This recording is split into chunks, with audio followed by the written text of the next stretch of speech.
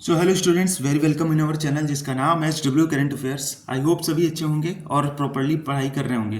तो आज 14 अप्रैल है। आज हम लोग 14 अप्रैल की करंट अफेयर्स पढ़ेंगे। तो उससे पहले मैं एक चीज़ बता दूं आपको कि जो भी बच्चे हमारे चैनल से नए जुड़ रहे हैं या पहले से जुड़े हैं, वीडियो को स्टार्टिंग से एंड तक पूरा देखें बिना स्किप करें, तभी आपको सारी चीज़ें क्लियर होंगी। क्योंकि एग्ज़ाम में एक भी पॉइंट छूट गया ना तो बहुत बड़ा लॉस हो सकता है। क्योंकि अभी रिसेंट में अभी टेलीग्राम पे हमारे चैनल पर क्विज डाली जा रही है, जिसमें मोस्ट ऑफ द स्टूडेंट्स के जो आंसर आ रहे हैं वो गलत आ रहे हैं, वो गलत टिक कर रहे हैं। जब तक आप लोग पूरा क्लास को अच्छी तरीके से नहीं देखेंगे तो आप गलत ही टिक करेंगे। तो बिना टाइम वेस्ट किए चलते हैं अपने पहले क्वेश्चन पे। हमारा पहला क्वेश्चन है 2031 में फीफा महिला विश्व कप की मेजबानी कौन करेगा? तो ये अमेरिका करेगा।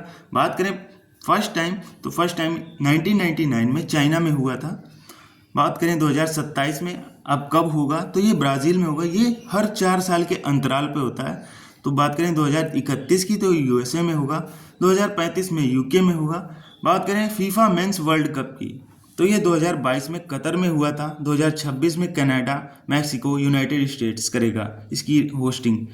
2030 की बात करें तो मोरक्को, पुर्तगाल करेगा। चलते हैं अपने अगले पॉइंट पे। 2034 में सऊदी अरेबिया करेगा। फीफा की इस्टेब्लिशमेंट स्थापना कब हुई? तो ये 1904 में हुई। हेडक्वार्टर की बात करें तो ज्यूरिच, जो कि स्विट्जरलैंड में पड़ता है। प्रेसिडेंट जियानी इन्फेंटिनो, ये इनकी प्रेसिडेंट हैं। हमारा अगला क्वेश्चन है, हाल ही में अंतरिक्ष मानव उड़ान दिवस कब मनाया गया? तो ये 12 अप्रैल को मनाया गया। अंतरिक्ष में प्रवेश करने वाले पहले व्यक्ति कौन थे? इनका क्या नाम था? तो ये यूरी गागरिन थे, जो कि रसिया से बिलोंग करते हैं। दुनिया की पहली महिला कॉस्मोनॉट, जिसका नाम है वेलेटिना तेरेस्कोवा। नाम थोड़ा डिफरेंस है तो मैं फिर से रिवाइज कर दूं, वेलेटिना तेरेस्कोवा। बात करें सबसे पहले अंतरिक्ष और उपग्रह भेजने वाला देश, तो सबसे पहले अंतरिक्ष भेजने वाला देश बना रसिया। और सबसे पहला उपग्रह कौन सा था? तो ये स्पुतनिक 1, जिसका नाम है स्पुतनिक 1। चलते अपने थर्ड क्वेश्चन पे। थर्ड क्वेश्चन है, बिरसा मुंडा से संबंधित नेशनल ट्राइबल यूथ फेस्टिवल का आयोजन कहाँ हुआ? तो ये मिजोरम में हुआ। यह फेस्टिवल 4 दिवसीय त्यौहार है, जो कि 8 अप्रैल से 11 अप्रैल तक मनाया जाएगा। उद्देश्य की बात करें तो बिरसा मुंडा को सम्मान देना तथा 150वीं जयंती मनाना। बिरसा मुंडा झारखंड के फ्रीडम फाइटर थे, सभी को पता ही होगा। चलते हैं अपने अगले क्वेश्चन पे। हमारा अगला क्वेश्चन है, हाल ही में वैश्विक न्याय प्रेम व शांति शिखर सम्मेलन कहाँ हुआ? तो ये दुबई में मनाया गया। वैश्विक न्याय प्रेम व शांति शिखर सम्मेलन का होस्ट दुबई था। थीम की बात करें तो एक ग्रह एक आवाज़, न्याय प्रेम व शांति, ये इसकी थीम रही। चलते अपने अगले क्वेश्चन पे। हमारा अगला क्वेश्चन है, कोलासल बायोसाइंसेज किस देश की कंपनी है? कोलासल बायोसाइंसेज किस देश की कंपनी है जिसने डायर वुल्फ की विलुप्त प्रजाति को फिर से जीवित करने की सफलता मिली है?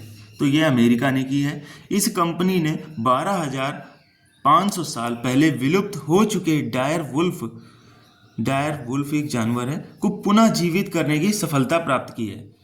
बात करें यूएसए की कैपिटल की, तो ये वाशिंगटन डीसी है। प्रेसिडेंट की बात करें तो डोनाल्ड ट्रंप हैं, जो कि 47वें क्रम के हैं। चलते अपने सिक्स्थ क्वेश्चन पे। हमारा सिक्स्थ क्वेश्चन है, सुप्रीम कोर्ट ने राज्य के विधेयकों पर राष्ट्रपति द्वारा निर्णय लेने के लिए कितनी समय सीमा निर्धारित की है?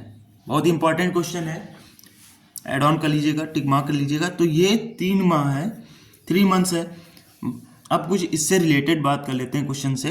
इससे पहले ये अनिश्चित काल तक था कि आप डिसीजन जो है राज्यपाल और राष्ट्रपति की सीमा अनिश्चित काल तक थी। ये क्यों हुआ, क्यों ये 3 महीने हुआ? तो ये एक तमिलनाडु गवर्नमेंट वर्सेस राज्यपाल ये केस हुआ।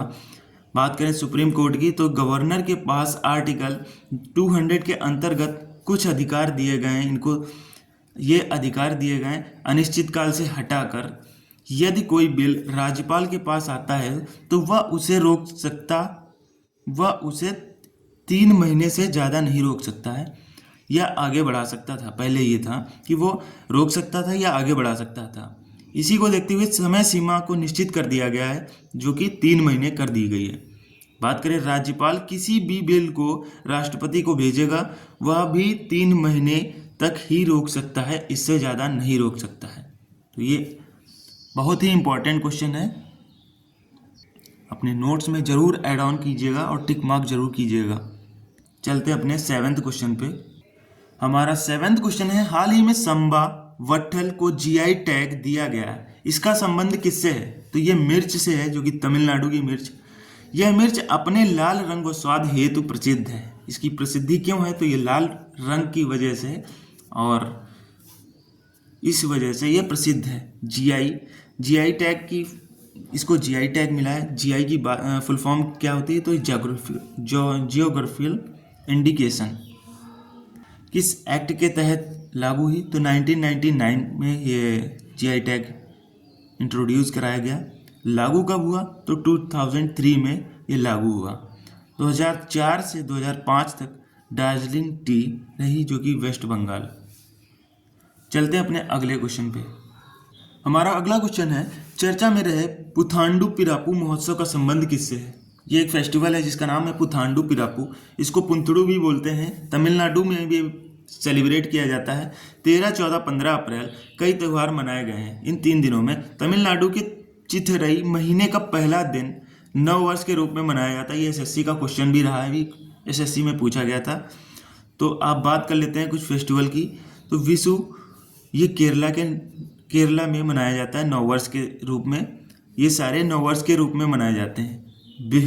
बुहाग बिहू, रंगोली बिहू, ये 2 फेस्टिवल हैं जो कि असम में मनाए जाते हैं नववर्ष के रूप में। नाबा वर्षा वेस्ट बंगाल में, पाम संडे मिजोरम में, बैसाखी पंजाब में मनाया जाता है। आप सभी को पता ही होगा। चलते हैं अपने अगले क्वेश्चन पर। हमारा अगला क्वेश्चन है, तमिलनाडु ने किसके सहयोग से नीलगिरी ताहर की गणना शुरू की? तो ये केरला की मदद से की है। केरला की बात करें तो कैपिटल इसकी तिरुवनंतपुरम है। सीएम इनके पिनरई विनयन। गवर्नर की बात करें राजेंद्र विश्ववंतक आर्लेकर, ये इनके गवर्नर है। हमारा अगला क्वेश्चन है और आज का लास्ट क्वेश्चन है, हाल ही में जम्मू कश्मीर और लद्दाख उच्च न्यायालय का मुख्य न्यायाधीश किसे नियुक्त किया गया? तो ये अरुण पल्ली जी को किया गया है। बात करें जम्मू कश्मीर और लद्दाख की, तो 31 अक्टूबर 2019 में ये दोनों 2 नई यूनियन टेरिटरीज बनाई गई, जो कि 31 अक्टूबर 2019 को बनाई गई। बात कर लेते हैं हाई कोर्ट के बारे में। तो हाई कोर्ट किस एक्ट के तहत आया था? तो हाई कोर्ट 1861 एक्ट जो है उसके तहत आया था। तो first high court of India. तो यहाँ पर जब एक्ट के थ्रू, इस 1861 के एक्ट के थ्रू 3 हाई कोर्ट्स को बनाया गया था। बात करें सबसे पहला हाई कोर्ट कौन सा था? तो ये कलकत्ता था। 1862 में 3 हाई कोर्ट का गठन हुआ था, जो कि कलकत्ता, बॉम्बे, मद्रास। तो आज के लिए इतने ही क्वेश्चन थे। तो आपके लिए ये क्वेश्चन है, हाईकोर्ट की पहली महिला न्यायाधीश कौन थी? राज्यपाल व राष्ट्रपति की शपथ किस अनुच्छेद के अंतर्गत आती है? इनका जवाब आपको कमेंट्स के थ्रू देना है। तो स्टूडेंट्स, आज के लिए इतना ही। मिलते हैं नए वीडियो, नए करंट अफेयर्स के साथ। Thank you and stay connected.